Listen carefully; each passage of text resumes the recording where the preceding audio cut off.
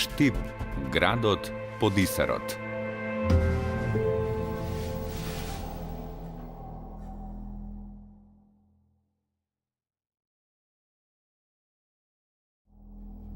Помаричката битка која се одиграла кај местото Чирмен на реката Марица во септември 1371 година, градот Štip влегол во рамките на Османлиската држава. Имено по оваа битка што е одлучила судбината на цела Источна Македонија, браќата Јован и Константин Драгаш, кои владееле во Североисточна Македонија, држејќи и Štipската област, морале да ја признаат врховната власт на османлискиот султан и да станат негови вазали. Засега не постојат изворни податоци дали бил пружен отпор против османлиските завојувачи. Сепак постојат некои информации од познатиот патописец Евлија Челеби, кои се повеќе на ниво на легенда отколку на историски извор. Имено станува збор за легенда во која главна улога се еднојато шатки кои биле забележани од османлиската војска, која безуспешно се обидувала да го освои Štip. Тоа јато шатки секој утро влегувала и излегувала од каналот кој се вливал во реката Брегалница. Војниците кои го виделе тоа јато, ги следеле и виделе дека тие исчезнуваат во каналот. После неколку дена тие останале овде да видат што се случува со тој канал и приметиле дека од самиот канал излегуваат војници, односно оние кои ја бранеле тврдината. Тие луѓе биле заробени, однесени кај командантот на османлискиот гарнизон, при што признале дека тој канал води до самата тврдина во средината на тврдината и на тој начин тврдината се снабдувала со вода. И потоа османлиската војска, искористувајќи го тоа, навлегла во самата тврдина и на тој начин Štip бил освоен од османлиите според кажувањата на Евлија Челебија, кој престојувал во Štip во 1662 година. Постои едно тврдење исто така од другиот исто така познат османлиски хроничар, тоа е Хаџи Калфа, кој тврди дека Štip бил освоен од Тимурташ Паша, кој заедно со Лала Шахин Паша и Еврен Озбек се тројцата големи османлиски војсководци кои ги освојуваат овие простори во втората половина на 14. век. Меѓутоа, во историските извори нема потврда за тоа тврдење на Хаџи Калфа. По воспоставувањето на османлиската власт, Štip како седиште на посебна каза влегол во рамките на Кјустендилскиот санџак и на тој начин станал седиште на бројни воени, административни, судски, верски и други институции со голем број службеници. Органи на централната и локалната власт биле муфтија, спахиски кехаја, јаничарски сердар, пазаришен надзорник, баждар, старешина на еснафите и харачага. Првите османлиски податоци за населението во градот Štip датираат од 1519 година. Според тој попис, Štip имал 9 муслимански, 6 христијански и 1 еврејско мало. Во нив живееле околу 1625 христијани, 1000 муслимани и 75 евреи, што значи дека вкупниот број на жители во Štip изнесувал околу 2700. Доминацијата на христијанското население во однос на муслиманското, речиси 150 години по воспоставувањето на османлиската власт, укажува на тоа дека градот не претрпел некои поголеми демографски потреси и дека немало битка за негово освојување.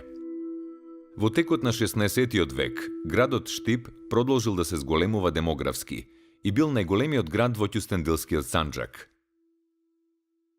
Во следниот попис, што е направен во 1570 година, може да се увиде поголема разлика околу самото население кое живее во тој период. Околу 2200 жители сега има од муслиманска вероисповест, а додека од христијанската вероисповед на 1500 и од еврејската со околу 140 граѓани што живееле во тој период.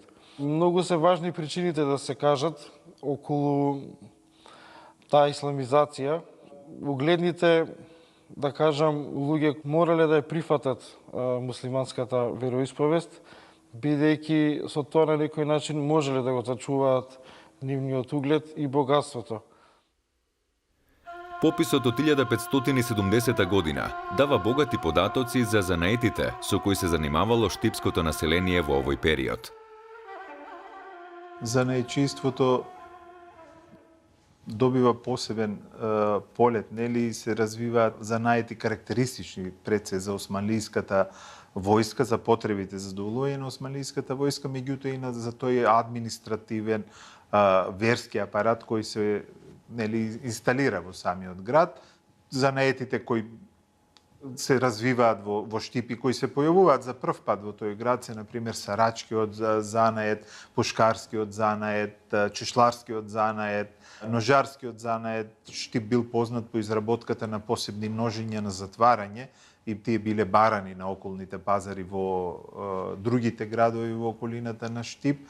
Во исто време тие занаетчи биле и трговци кои имале своји дуќани во чаршијата во Штип и кои и ги производувале и ги продавале своите производи, а посебно место во таа чаршија во Штип имал секако Штипскиот безистен кој и денес постои, кој еден вид затворен пазар во кој имало посебни дуќани со многу квалитетна роба, се сметало дека во тие безистени се продава најквалитетната роба и донесена од надвор. Тој безистен имал порти кои наутро се отварале и навечер се затварале и робата останувала внатре, заштитена со чувари на самиот безистен.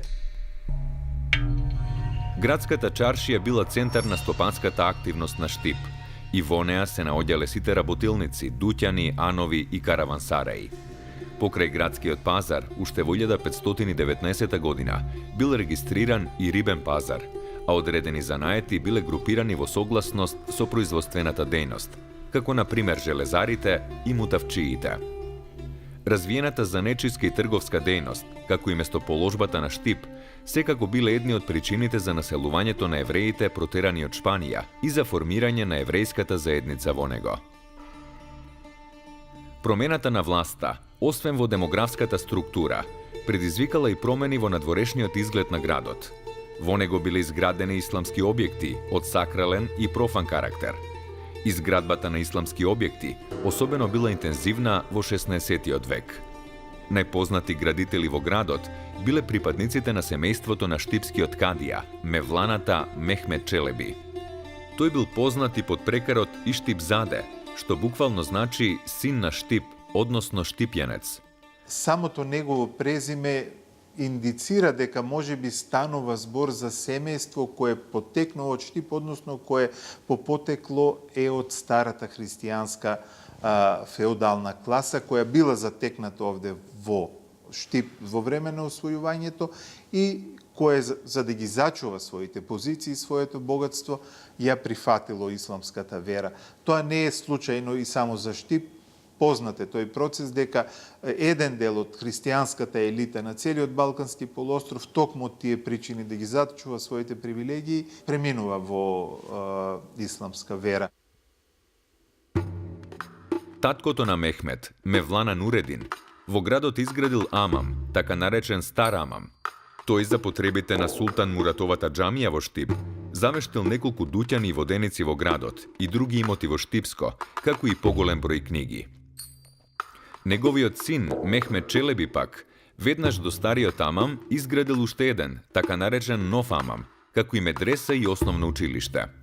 За одржување и функционирање на овие верско-просветни установи, Мехмед Челеби Иштипзаде завештал неколку своји дуќани и работилници во Штип. За да се долови сликата за изгледот на Штип во 17-тиот век, најдобар извор е секако патописецот Евлија Челеби. Тој за време на својот прв престој во Штип во 1662 година запишал дека во градот имало 2240 добро стоечки и прекрасни куќи, ѕидани од тврд материјал, приземни на спрат. Евлија Челеби во своите патеписи ги опишал најзначајните објекти во Штип. Според него во градот имало вкупно 24 џамии. Трите најзначајни ги опишал на следниот начин. Фетхија џамија, која се наоѓа по тврдината во времето на освојувањето, била црква која Алибек при освојувањето ја претворил во џамија, додавајки и михраб. Потоа постои џамијата на Мурат хан освојувачот, чие вистинско име е Средна џамија, Орта џами. Тука понатаму се наоѓа Хусам Пашината џамија. Тоа е уметнички изградена џамија со минарет зидана од камен. Покриена е со олово, а лежи на еден рид. Тука треба да се спомени познатата Килисе џамија, односно црква џамија, која била сместена во внатрешноста на Штипската тврдина. Таа сигурно била предосманлиски христијански храм, адаптиран во џамија, која и во османлиските документи од 16 век била запишана како џами килисе. По описот на џамиите, Евлија Челеби преминал на месџидите, при што навел дека во градот имало 24 месџиди со михраби. Од нив ја споменал само медресата Мурадије, која се наоѓала крај џамијата на Султан Мурад, како 11 мектеби, односно основни училишта. Од профаните објекти, Евлија Челеби навел дека во градот постоел само еден каравансарај, во кој ноќевањето било бесплатно. Оваа градба била зидана како тврдина, а покриена е со олово. Во приземјето има 50 соби, а исто така 50 соби на спрат. Шталата на тој каравансарај може да прими 1000 камили, коњи и мазги. Штип имал и 7 анови. Евлија запишал дека во чаршијата имало 450 еснавски и занечиски дуќани. Меѓу таа убава чаршија и јанот на Кјучук Емир Султан се наоѓа еден голем плоштад калдрмисан со чиста калдрма, а во средината на тој плоштад се наоѓа базен во кој водата постојано се менува, така што од неговите шадрвани и славини, кои изгледаат како устата на ламја, тече бистра вода. Тука сите луѓе и животни ја гасат својата жет. Близу тоа место се наоѓа еден безистен, чии високи куполи се покриени со олово. Од двете страни на тој безистен постојат железни порти. Во него има скапоцена роба, штофови и свила од сите 7 области на светот. Од мирисот на прекрасните билки, на човек му застанува умот. Тоа е затоа што населението на овие краеви сака пријатен мирис и разновидни билки. Тука постојат убави кафеани. На реката Брегалница се наоѓа дрвен мост со 5 сводови кој заслужува да се види. Во црковен поглед, Штипската нахија паѓа под јурисдикција на Злетовската епархија. Начело на таа епархија имало епископи по потеклот Штип, како што бил епископот Рувим, епископот Макарije, така натаму. Во овој период населението помага во возобнување на христијанските цркви. Така во 1601 година ќе биде возобновања црквата Свети Спас во Штип, а познатиот Кир Симеон и неговата жена ќе помогнат до Лесновскиот манастир да бидат донесени цевки за вода.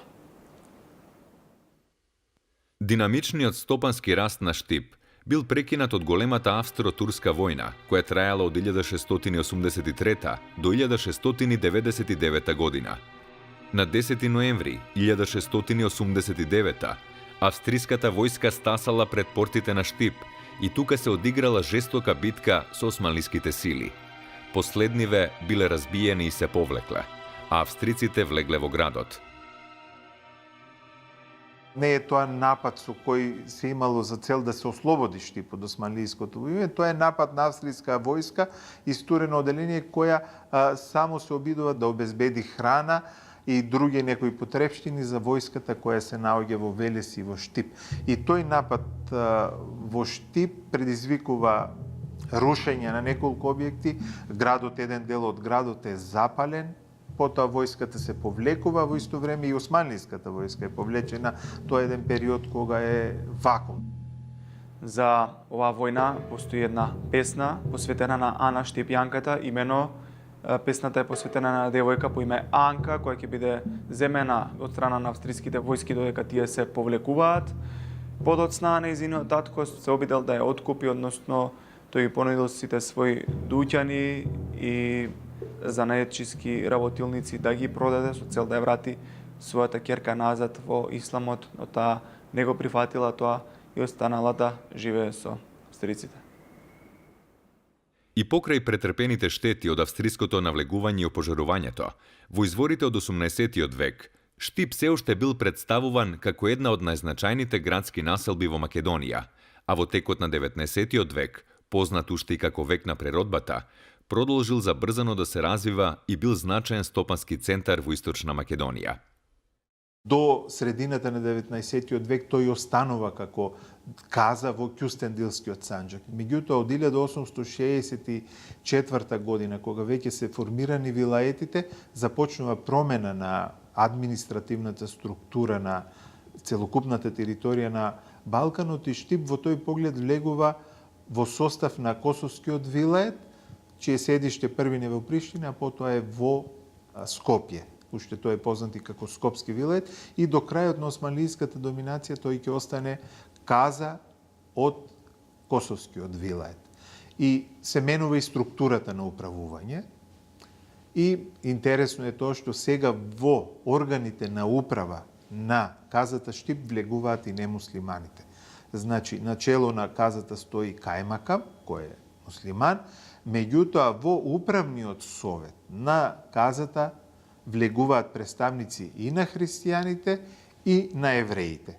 Исто така, задолжителен дел од тој управен совет на казата е и највисокиот христијански духовник, односно во овој случај митрополитот. Освен во управниот совет, христијаните влегуваат и во основниот суд, така што двајца представници кои ги избираат самите христијани стануваат дел од основниот суд на Штип, и тие исто така учествуваат во работата на тие судови, што е покажува тенденцијата на државата во органите на управа да бидат вклучени и немуслиманите и да преземат дел од одговорноста за управувањето на самиот град Штип. Во текот на 18-тиот век, градот Штип броел околу 4000 жители.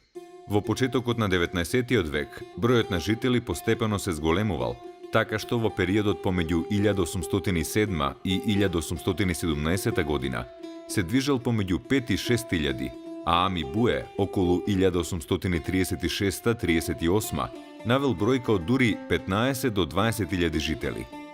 За најверодостојни може да се сметаат податоците од пописот направен од страна на османлиските власти во 1844.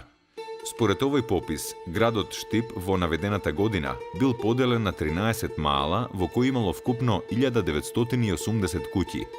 Од нив 1114 биле христијански, 823 муслимански и 43 еврејски.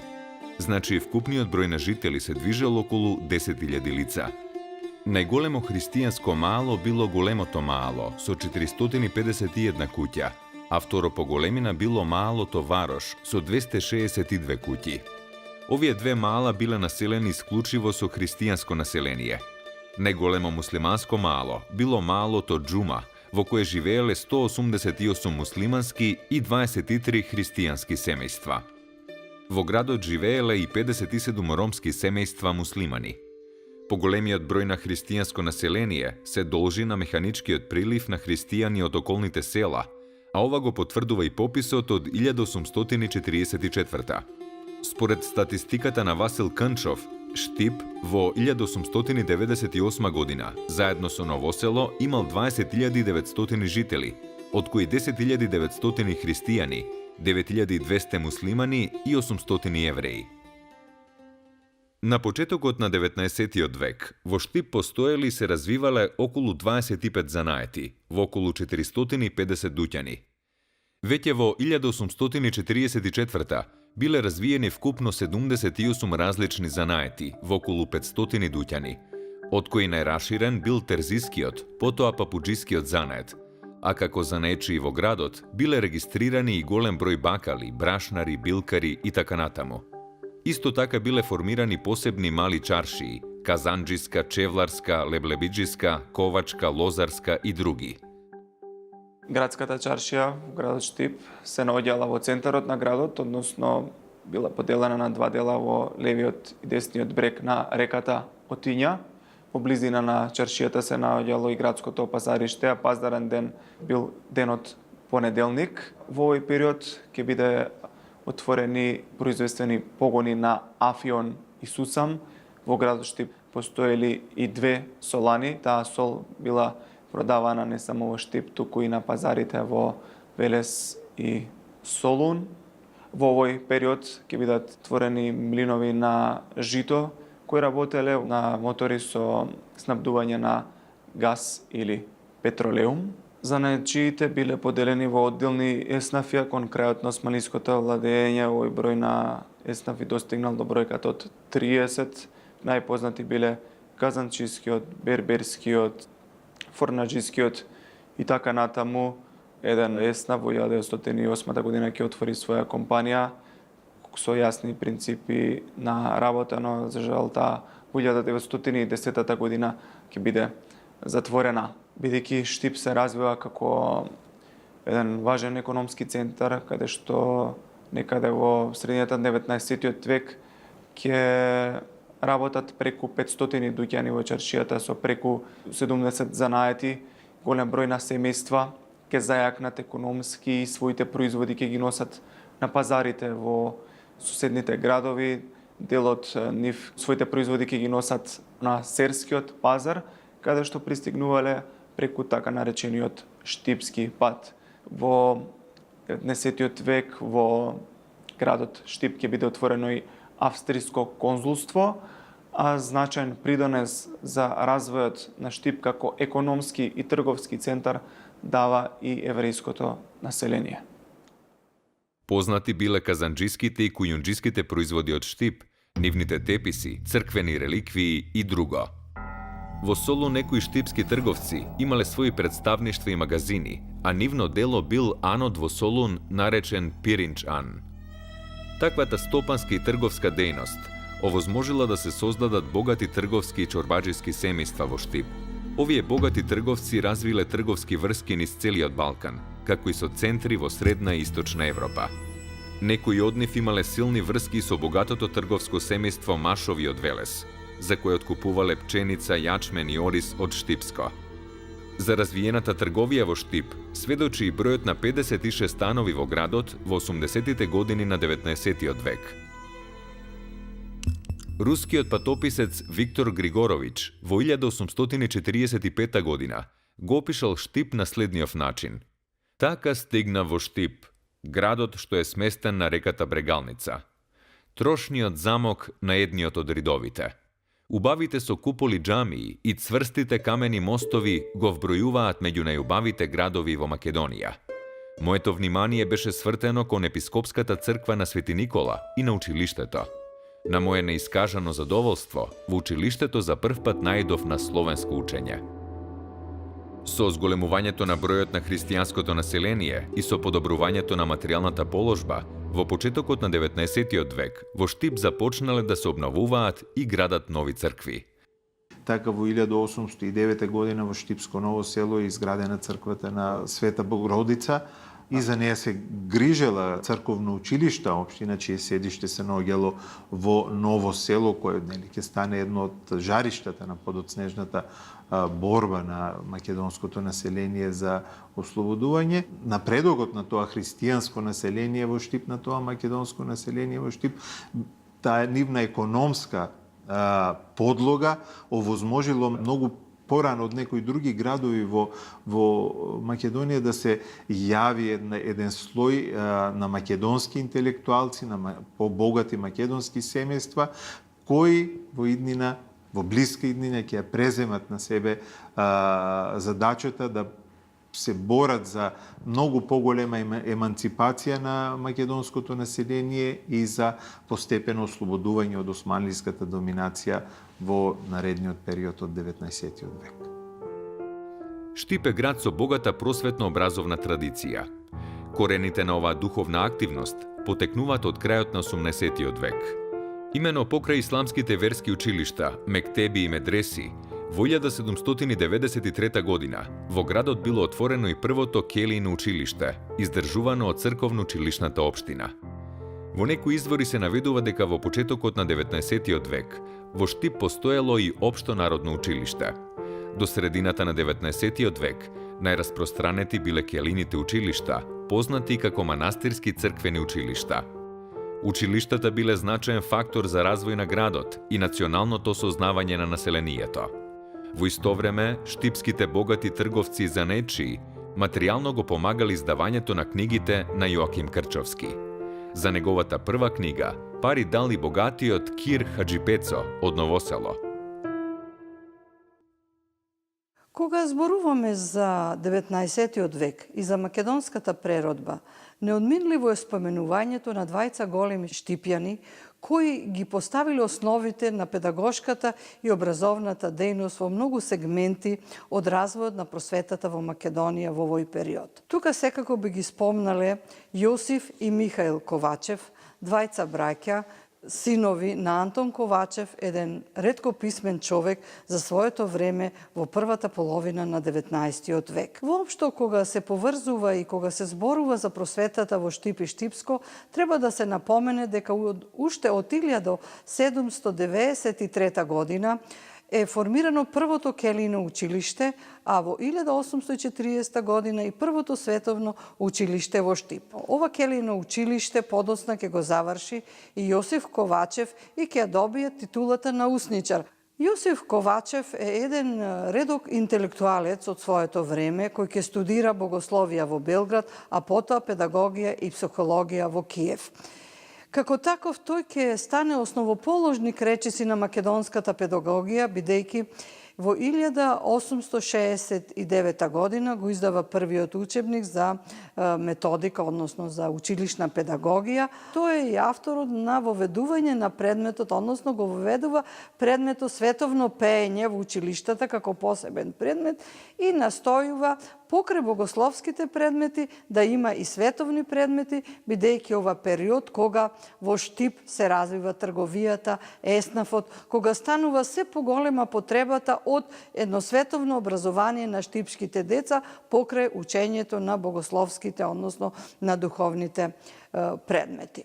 Покрај педагошката дејност, Ковачев во Штип ќе развие и андрагошка дејност, кој што во празничните денови ги описменувал возрастните штипјани.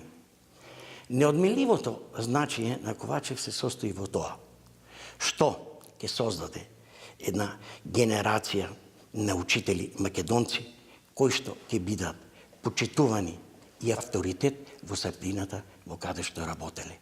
Но од посебно историско значење ќе бидат овие учители кои што ќе настанат како организатори на македонското национално и ослободително револуционерно движење.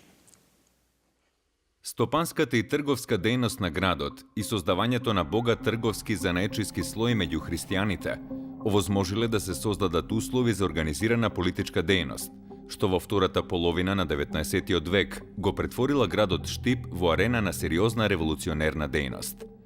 Создавањето на внатрешната македонска револуционерна организација на 23. октомври 1893 година во Солун, тогашен македонски општествено-политички центар, јасно покажува до кој степен била развиена македонската национална свест во овој период. На крајот на Конгресот од 1896 година, во Македонија биле создадени 6 револуционерни окрузи, во чиј состав влегувале и по неколку револуционерни околии. Иако се предвидувало Штип да биде седиште на еден од тие окрузи, сепак тој останал околија во состав на Скопскиот револуционерен округ.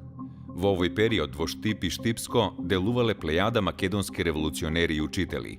Ѓорче Петров, Гоце Делчев, Даме Груев, Туше Деливанов, Петар Попарсов, Тодор Лазаров, Трајко Калајджиски, Мише Развигоров и многу други. Овие учители на просветното дело му дале нова, револуционерна, национално-слободителна содржина и карактер, обединувајќи го во својата личност и дело учителскиот повик и работа и борбата на македонскиот народ за национално ослободување. Во Штип, како учители ќе пристигнат Гоце Делчев и Туше Деливанов. Гоце Делчев ќе биде учител во Штипско Ново село, а додека Туше Деливанов во градското училиште Кирил и Методи во дворот на црквата Свети Никола. Штип ќе го има тоа задоволство, кога за прв пат овде ќе се среднат двајцата столбови, великани на македонското национално и слободително револуционерно движење, Даме Груев и Гоце Делчев. Оваа прва средба Даме Груев ќе ја запише во своите спомени.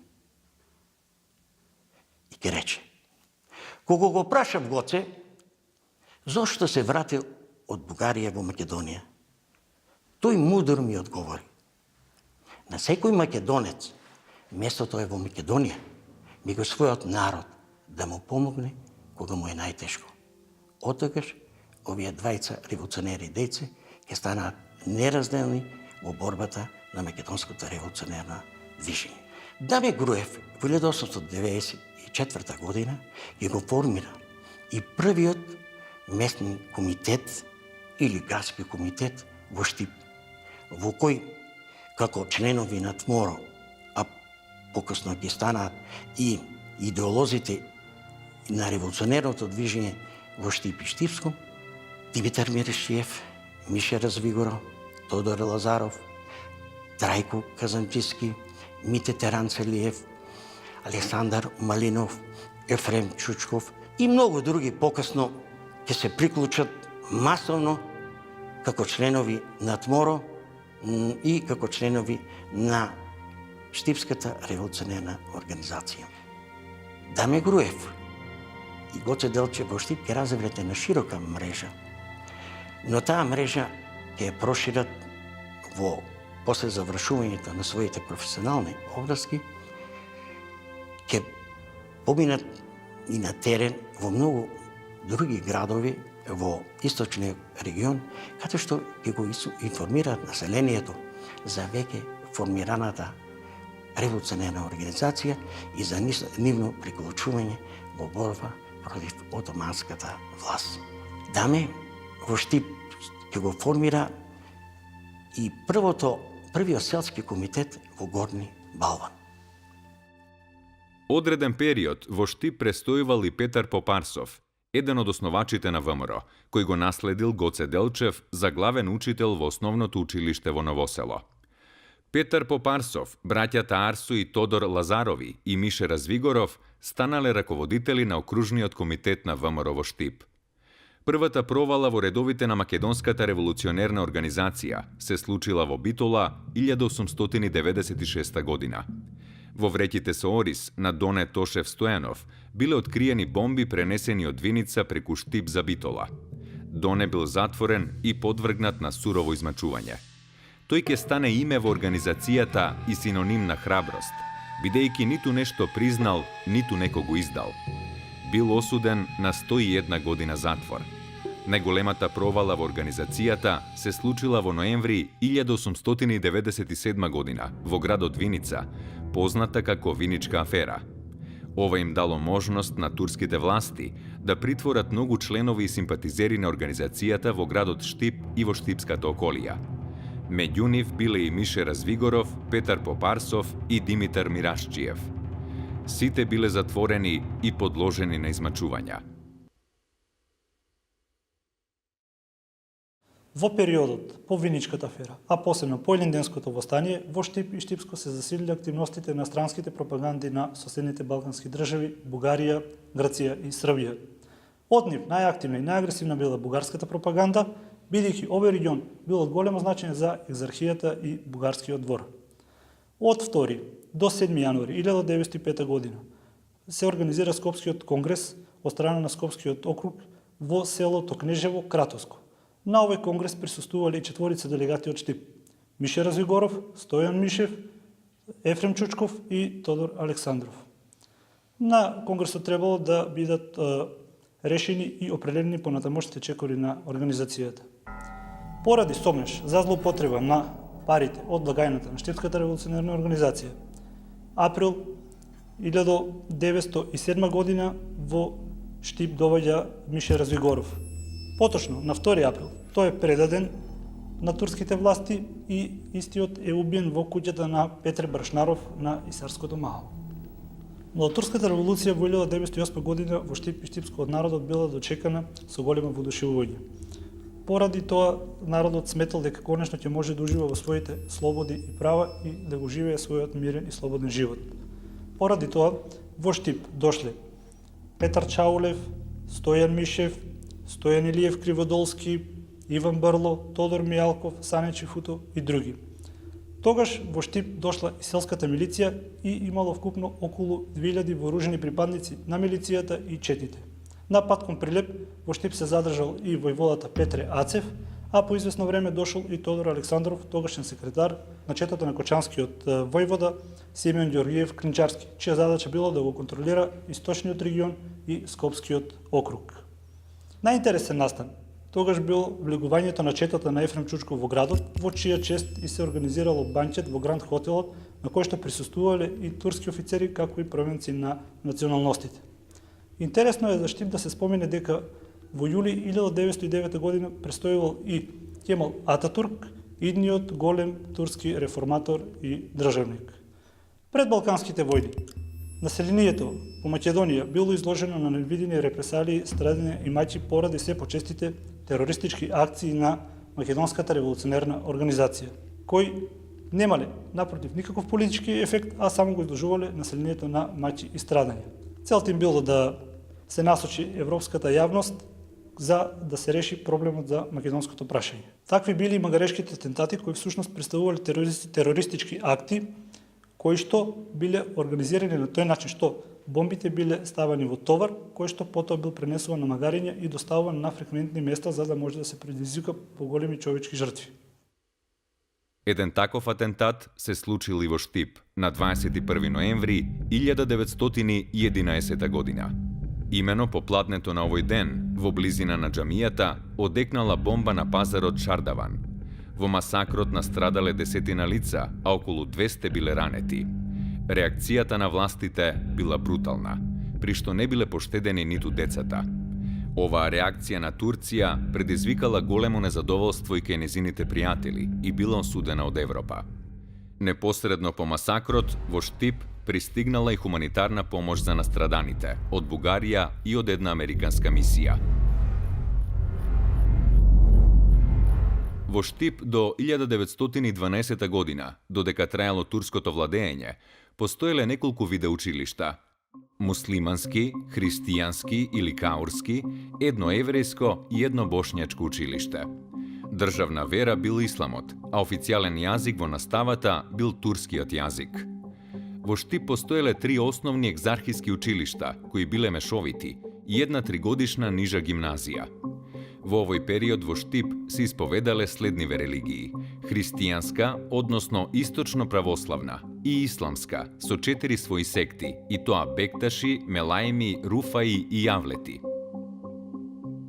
Во Штип до 1912 година постоеле 8 џамии и 3 текиња: горно и долно Аша Теќе и Кр Теќе. Портата била толерантна кон верските слободи, па така христијаните сета своја култура ја граделе и развивале во рамките на црквата. Во Штип долго време функционирало театрото, сместено во салата до Гранд Хотел, изградена токму за таа намена, во самиот центар на Варош Маало. Во истите простории било сместено и читалиштето Делателност со своја библиотека. Во тоа време во Штип се печателе 2 локални весници, Македонија и Револуција, во редакција на Петко Пенчев, кои се умножувале на хектограф. Во регионот на Штип и Штипско била стационирана турската војска во состав на 5-тиот корпус, која се наоѓала во мобилизацијска состојба. Населението во Штипско со радост ја прифатило веста за избувнувањето на вооружените судири со турската војска. Сосема оправдано, тоа се надевало дека по победата над Турција ќе се оствари вековниот сон на населението за слободен живот. Но набргу населението увидело дека таквата предпоставка била само илузија. На 18. октомври 1912 година ќе започне првата Балканска војна. Целокупната територија на Македонија била претворена во воен виор. Македонците со радост ја пречекувале и српската и бугарската војска, надевајќи се како што и тие самите се нарекувале ослободители, ја поддржувале многу македонци доброволно учествувале и во едната и во другата војска. Познат е и случајот во Штип, кој што многу доброволци штипјани ќе учествуват како ополченци во бугарската војска. Штипјани се надевале дека со една ваква победа на сојузниците, дека ќе ја дочекат и она многовековна нивна желба да добијат своја слобода, да добијат своја држава. Но наброво ќе свата дека сето ова ќе биде една празна илузија, бидејќи едно робство ќе биде заменето со друго, многу потешко и многу поцрно. Бугарските и српските војски пристигнале во Штип на 30 октомври без претходно да добијат некој воен судир со турската војска, која што претходно се повлекла. Општината на Штип ќе биде окупирана од бугарската и српска војска. Демаркационата линија била поставена по течението на реката Брегалница. Така што Штип и селата од левата страна на Брегалница ќе бидат окупирани од бугарската војска, а додека десната страна на реката Брегалница окупирана од српската војска. И веднаш станало јасно, едно владење било заменето со друго, потешко и поцрно. Настапиле денови на страв и неизвестност. Во зависност од окупаторот, населението во Штип било прогласувано за бугарско или српско. Одмек ќе се покаже и правото лице на овие две војски дека имаат окупаторски намери спрема населението. Така да преку школите и училиштата ќе вршат невидена силна денационализација и асимилативска политика. Со Лондонскиот мировен договор, Турција била принудена да ја напушти последната своја окупирана територија од Европа, Македонија. Незадоволна со добиеното од мировниот договор, Бугарија започнала забрзано да се подготвува за нова војна. Летото 1913 година, српско-бугарскиот судир на територијата на Македонија довел до нова, уште покрвава меѓусојузничка војска, Втората Балканска војна. Брегалничката битка започнала ненадејно и неочекувано. Ден предходно бугарските офицери не давале никаков повод за сомнеш. Бидејќи нападот бил бргу откриен, српската војска веднаш организирала одбрана, пошто нападот на бугарите бил успешно одбиен. Едно од најважните стратегиски места, Ежофрид, се уште бил под контрола на српската војска, каде што се наоѓала и незината команда. Овде бугарите имале големи загуби. Меѓутоа, Сушевската височина и Трогерските ливади се уште биле под контрола на бугарската армија. Ретко која војна била толку кратка, а толку многу крвава. На вака брзиот крај на битката на Брегалница никој не се надевал, но и покрај тоа загубите биле огромни. Последиците од Балканските војни оставиле неизлечиви траги во животот на македонскиот народ. Исто така и колерата и маларијата, кои се појавиле меѓу населението по војните, однеле голем број животи.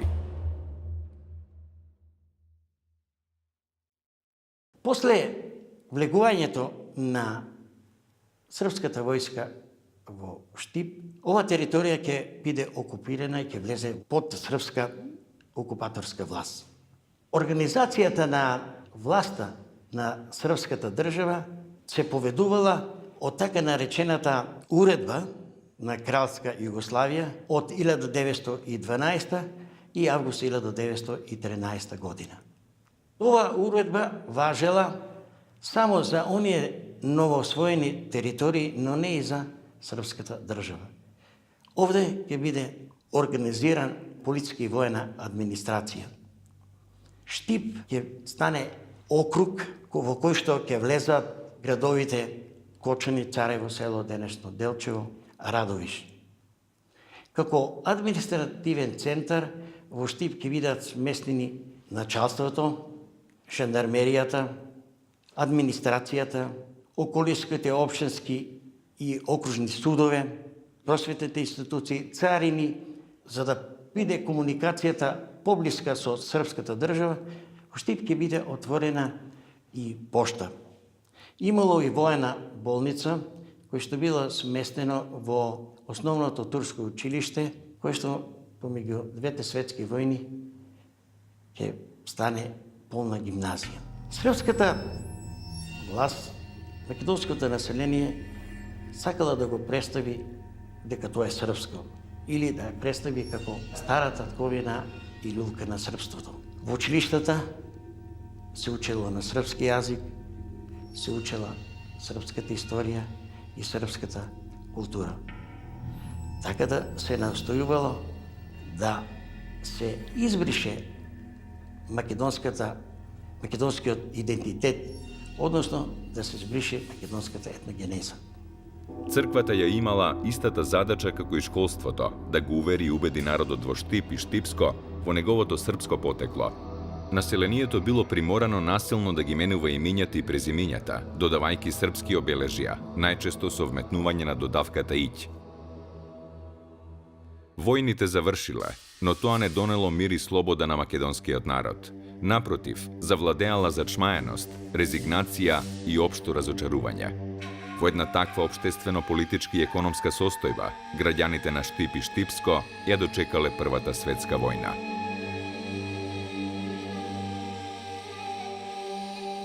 Во Штипскиот регион, за потребите на српската војска, биле мобилизирани голем број луѓе од сите возрасти. Покрај регрутација на населението, се вршел и друг терор – реквизиција.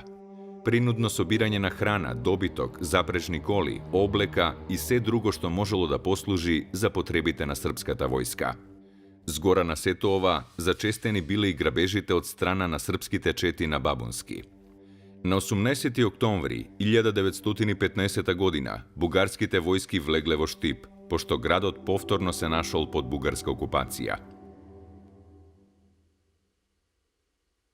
Административно, со влегувањето на бугарската управа во Штип, Штип не претрпел некои промени, односно се нашол и понатаму во така наречениот Брегалничка област, во која имало 6 околии, околу 100.000 жители, 256 села и 41 општина. Истиот месец бил назначен и околиски начелник, а тоа бил штипјанецот Ефрем Чучков, за градоначелник бил назначен Тодор Станков, а за секретар била назначена Ана Пеева. За тоа каква била демографската состојба во Штип зборува извештајот на Стефан Димитров, кој бил главен статистичар во главната дирекција во Софија, кој за потребите на Македонската војна инспекцијска област направил еден извештај во кој вели, поради имањето малку време за вршење на попис, ги користевме податоците од српската управа од 1915 година, во која Штип брои нешто над 21.000 жители, има 41 село, и Штип како центар на занетчиско, односно трговски центар, представува центар не само на Брегалничката област, туку и на сите оние села и општини кои гравитираат во долината на реката Лакавица. Бугарската власт во овој регион веднаш започнала со одмазди и репресалии во однос на оние кои за време на српската окупација биле носители на каква било власт. Започнала нова и посилна денационализација и асимилација на македонското население, овој пат со тенденција народот да се прикаже како бугарски. За време на оваа нова голгота на македонскиот народ во овој крај се прогонувале учители, свештеници, службеници и други личности кои биле на црните списоци. Надвор од фронтовската линија, сите цркви и училишта биле отворени и таму каде што било можно, учениците продолжиле со учење. Периодот од 1915 до 1918 година, додека била на сила бугарската просветна власт, бил период на образование во војни услови, период на криза, и тоа не само во штипското, туку и во македонското образование воопшто. Во македонските епархии, веднаш по доаѓањето на бугарските власти, воведувањето на екзархиското управување во црквите поминало без проблеми. Светиот Синод веднаш ги поставил на работа сите духовници, кои за време на српското владење биле во бегство во Бугарија. Бугарската окупација траела до 1918 година, една од најтешките години за нашиот народ. Тогаш гладта го достигнала својот врв. Пролетта и летото се влошило снабдувањето со храна на бугарската армија. Дисциплината почнала да попушта и војската не сакала повеќе да војува. Особено е трагична судбината на македонските војници во битката на Криволак, во состав на 11-та македонска дивизија на Втората бугарска армија. Голема заслуга за масовното учество на македонците во оваа битка имале Тодор Александров, Александар Протогеров и полковникот Борис Драганов. Битката на Криволак ја покажала целата бесмисленост и апсурдност на човековите колежи на двете завојувани страни. Во битката учествувале, биле ранети и загинале голем број штипјани. Бугарското владење во Штип и регионот бил до есента 1918 година, односно со прибивањето на Македонскиот фронт и со потиснувањето на бугарските и на германските единици кон Бугарија. Со ова за штипјани не значило ослободување, туку само едноставно замена на бугарското со повторно влегувањето на српската управа во градот. За тоа какви биле првите денови на српската управа во градот зборува извештајот на Протогеров, во кој тој вели: на 25 септември во Штип влегува најпрво француската, а потоа и српската кавалерија, односно конјаница. Веднаш по влегувањето градот бил празен. Едноставно населението било од страв во своите домови, сите дуќани и трговски објекти биле затворени, едноставно градот бил пуст. Наредниот ден во црквата Свети Никола еден српски офицер заедно со протата на српската дивизија одржал говор во кој ги повикал штипјани, базирајќи се на говорот на крал Петар, во кој тој укажал дека штипјани никој не смее да ги малтретира и дека тие слободно можат да се вратат на нивните секојдневни обврски. Веднаш по воспоставувањето на српската управа, во градот бил вратен управникот Грковиќ, кој бил управник на Штип во периодот од 1913 до 15 година. Заедно со него дошла и свитата неговите помошници. За кмет на градот Штип бил назначен Михаил Балабанов со неговиот помошник Коце Рибарче. Веднаш била воспоставена, односно повторно вратена уредбата од 1913 година, со која во Штип на полицијата, војската и на судството им се дава неограничена власт, со што повторно почнал оној процес на асимилирање и на денационализирање на штипското население, со тоа што сега таа улога ја имале повторно српскиот апарат. Есента 1918 година бил ставен крај на Првата светска војна, една од најстрашните и најкрвавите војни во човечката историја. На 1 декември 1918 година и официјално било прокламирано обединувањето на србите, хрватите и словенците. Создавањето на новата држава било дочекано со недоверба не само во Штипскиот регион, туку и во цела Вардарска Македонија.